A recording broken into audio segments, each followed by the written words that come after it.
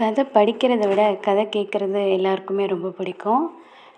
அது மாதிரி ரமணிச்சந்திரன் அவங்களோட நாவல் நான் டெய்லி வாசிக்க போகிறேன்.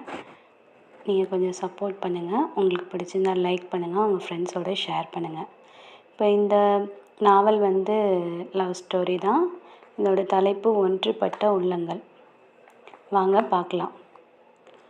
வீட்டினருக்கு பரிசுகளாக வாங்கி வந்தவற்றோடு அன்றாடம் மிகவும் தேவைப்படும் பல பொருட்களை அடைத்ததில் சற்று பெரிதாகிவிட்ட தோள் பையும் கையுமாக பஸ்ஸை விட்டு சுந்தரி இறங்கிய போது வெளிச்சத்தை விட்டு வெக்கையை தன்னோடு இழுத்து கொண்டு மாலை கதிரவன் மறையத் தொடங்கி இருந்தான்.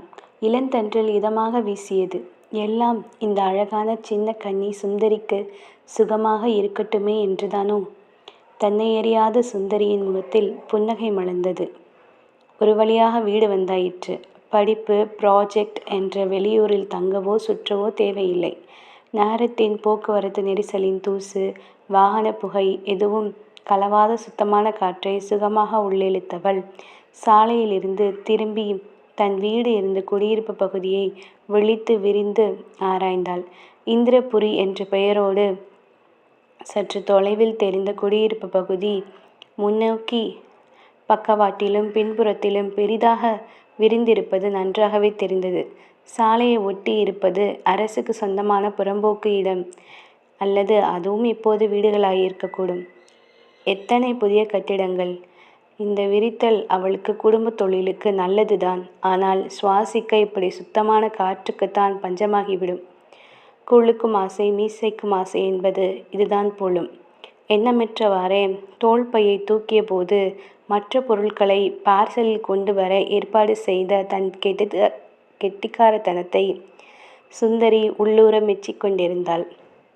இன்னும் 3 பெட்டிகளை சேர்த்து இந்த இடத்தில் இருந்துதான் வீட்டுக்கு கொண்டு போய் சேர்ப்பது எப்படி? சொல்லிவிட்டு வந்திருந்தால் வீட்டிலிருந்தே ஆள் அனுப்பியிருப்பார்கள். ஆனால் இந்த திடீர் மகிழ்ச்சியை தர முடியாது. அம்மா, அத்தை, அப்பா எல்லோர் முகங்களையும் கைப்பையை கழுத்தில் முன்புறமாக தொங்கவிட்டு கொண்டு அவள் நடக்க முயன்ற போது, நீங்கள் செல்வது இந்திரபுரிக்கு என்றால் பெரிய பையை நான் தூக்கி வந்து தர முடியும் என்றது ஒரு ஆண் குரல். சிறு திகைப்புடன் திரும்பி பார்த்தாள். ஒரு இளைஞன், வயது பின் 20களில் இருக்கக்கூடும். அருகில் இருந்த மழை நீர்ப்பாலத்தின் அருகிலிருந்து அவள் நோக்கி வந்து கொண்டிருந்தான். குரலைப் போலவே சற்று மரியாதைக்குரிய தோற்றம்தான். ஆனால் தோற்றத்தை வைத்து இந்த காலத்தில் யாரையும் கணிக்க முடியாதே. அவனை ஏற இறங்க பார்த்த சுந்தரிக்கு ஒரு சந்தேகம் உண்டாயிற்று. அவனாக இருந்தால் எதற்கு வம்பு? ஆனாலும் நீல அகலங்களை பார்த்தால் சிரமப்படாமலே இவனால் பையை தூக்கி வந்து தர முடியும். என்ன, இந்திரபுரிதானா அல்லது அடுத்த பஸ்ஸுக்கு நிற்கிறீங்களா? இந்திரபுரிதான் சார். பின்ன எதுக்கு தயக்கம் என்று பைக்காக கையை நீட்டினான். அதில்லை என்று இழுத்தவளின் கண்களில் குறும்பு எட்டி பார்த்தது. பையை தூக்கி வந்து தருவீர்கள் தானே? தூக்கி கொண்டு ஓடிவிட மாட்டீர்களே என்று கேட்டபடி தோளில் மாட்டியிருந்த ஸ்ட்ராப்பை கலத்த தொடங்கினாள். இளைஞனின் நீட்டிய கரங்கள் சட்டென கீழே இறங்கியது. உதட்டை பிதுக்கி உச்சு கொட்டிவிட்டு, நல்லதற்கு காலமே இல்லை என்பது இதுதான் போலும். எவ்வளவு அவநம்பிக்கையோடு என்னிடம் தருவானே, நீங்களே நிம்மதியாக தூக்கி கொண்டு வாருங்கள் என்று அவன் நடக்கத் தொடங்கினான். ஐயோ ஐயோ சார் சார், சும்மா ஒரு வேடிக்கையாக சொன்னேன் சார். அதற்குள் இப்படி தொட்டா சொன்னீங்க போல் முகத்தை திருப்பிக் கொள்கிறீர்களே என்று கால் செருப்பால் லேசாக தொடுமுன் தன் சிறு இலை கொத்துகளை அந்த செடி மூடிக்கொள்வதும், காலை நகர்த்தியதும் சில வினாடிகளே இலைகளை மீண்டும் விரிப்பதும் அவளைப் போலவே அவனுக்கும் பார்க்க பிடித்தது போலும். ஆனால் எரிச்சலை விடவும் மனமில்லாமல் என்ன செய்வது? நான் இங்கேயே இருப்பவன் என்பதால் இந்த செடிகளின் குணம் எனக்கும் வந்திருக்கலாம் என்றவாறு பையை வாங்கி தோளில் போட்டுக்கொண்டு, அத்தோடு ரொம்பவும் செடிகளோடு உரச வேண்டாம், இருட்ட போகிற நேரம், செடிக்கு அடியில் ஏதாவது பூச்சிப்பட்டு இருந்தால் கடித்து வைத்து விடப் போகிறது என்று அவளை எச்சரித்தான். அவள் சட்டென துள்ளி குதித்து செடியை விட்டு விலகவும் திரும்பி அவளை ஒரு தரம் பார்த்துவிட்டு, இங்கே ஊருக்கு புதிதா? ஆனால் பார்த்த முகம் போலும் தோன்றுகிறது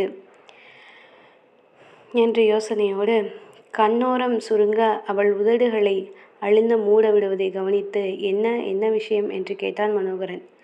கடைக்கண்ணால் நோக்கிவிட்டு அதற்கு விளக்க இருக்கிறது. ஆனால் எதற்கு வம்பு? நீங்கள் பாட்டில் பையை போட்டுவிட்டால் நான் அல்லவா தூக்கி செல்ல வேண்டும் என்று அவள் பிகு பண்ணுவதை உணர்ந்து சிறு முறுவலுடன், பரவாயில்லை சொல்லு, நீ சொல்ற இடம் வரையும் நான் பையை தூக்கி கொண்டு வருகிறேன். அதன் பிறகும் தயங்குவது போல் சற்று பாவலா காட்டிவிட்டு, அழகான பெண்களை கண்டதும் ஆண்கள் பேச்சை தொடங்குகிற உத்தி இதுதானோ? பார்த்த மாதிரி இருப்பதாக சொல்வது என்றால் அவள் சாது போல. புருவம் தூக்கி, அழகான பெண்ணா? அது யார் என்று சற்று முற்றும் திரும்பி பார்த்துவிட்டு, ஓஹோ, உன்னைத்தான் சொல்லி கொண்டாயா? ஆனாலும் இவ்வளவு தற்பெருமை கூடாதம்மா என்றான் அவன் பதிலுக்கு. இது தற்பெருமை அல்ல, முழு உண்மையாக்கும். அடக்கம் என்ற பெயரில் நான் நடிப்பது இல்லை. கண்ணை திறந்து பார்த்தா எல்லாம் உங்களுக்கு தெரியும் என்றாள் அவள் துடுக்காக. இப்போது லேசாக இருட்ட தொடங்கிவிட்டதால் இன்னொரு நாள் வெளிச்சத்தில் பார்த்து அபிப்பிராயம் சொல்கிறேன். இங்கே யார் வீட்டு பெண்ணி என்று விசாரித்தான் அவன். தன்னை பற்றிய விவரத்தை அப்போது அவனிடம் தெரிவிக்க அவளுக்கு மனமில்லை. எனவே யார் வீட்டுக்கும் இல்லை சார், இங்கே வேலைக்கு வந்திருக்கேன் என்றாள் சுந்தரி. எங்கே, என்ன வேலை என்று மீண்டும் துருவினான் அவன். ஓரக்கண்களால் அவனை பார்த்துவிட்டு, இங்கே ஹோட்டல் அமுதம் என்று ஒரு மோட்டல் இருக்கிறதே, அதில் வரவேற்பு பெண் வேலை செய்கிறேன் என்றாள் அவள். ஓ என்றான் அவன் சுருக்கமாக. அதற்கு மேல் அவளை பற்றி குடையாமல், நான் இங்கே வசிப்பவன், ஒரு டாக்டர், ஆங்கில மருத்துவம். பெயர் மனோகரன். உன் பெயர் என்ன என்று கேட்டான். மீண்டும் ஓரக்கண் நோக்கத்துடன் சுந்தரி என்று உண்மையான பதிலை தந்தாள் அவள். அவன் ஏதோ யோசித்தபடி வரவும், என்னவோ முதலில் கல் என்று விகுதி போட்டு மரியாதையாக பேசினீர்கள், வேலைக்கு வந்தவள் என்றதும் ஏகவசனமாகிவிட்டதே என்று கிண்டல் போல கேட்டாள். இல்லையே, அதற்கு முன்பிருந்தே விட்டேனே. மரியாதை என்பது கொடுத்தால் மட்டும்தான் கிடைக்கும் என்றான் அவன் பதிலுக்கு. ஆச்சரியமாக நோக்கி, அவர்களே என்று அழைக்கிற மாதிரி உங்களிடம் அதற்கு தான் மன்னிப்பு கேட்டுவிட்டதே, மரியாதை. அதன் பிறகுமா கோபம்? பன்மையாகத்தான். முதலிலேயே கோபப்பட்டு விட்டேன் என்று சொல்வதற்கு வார்த்தைகளில் மரியாதை இருந்தால் ஓடி விடுவாயா என்று ஒருமையில் அழைப்பதில் தவறில்லை என்று முடிவு செய்து அப்படியே பேசினேன் என்று முடித்தான் மனோகரன். போச்சுடா என்றவளுக்கு தன்னை மீறி சிரிப்பு வந்தது. சின்ன பெண் என்று விட்டீர்கள், அதை மறுத்து மரியாதை வேண்டும் என்று கேட்கவும் வழியில்லை. என்று நீளமாக பெருமூச்சு விட்டு வருத்தம் காட்டினாள் சுந்தரி. பெருமூச்சு முடியும் போதே 2 பேருக்கும் சிரிப்பு வந்தது. அதன் பிறகு இருவரும் சாதாரணமாக பேசி சென்றனர். சுற்றிலும் காணப்படும் பசுமை பற்றி, இந்த வருடம் மழை பொய்த்து விடாமல் பெய்துவிட்டால் வாய்க்கால்களில் நிரம்பி ஓடும் தண்ணீர் பற்றி, ஹோட்டல் அமுதம் இருக்கும் திருப்பம் வந்ததும் இருவருமே தயங்கி நின்றனர்.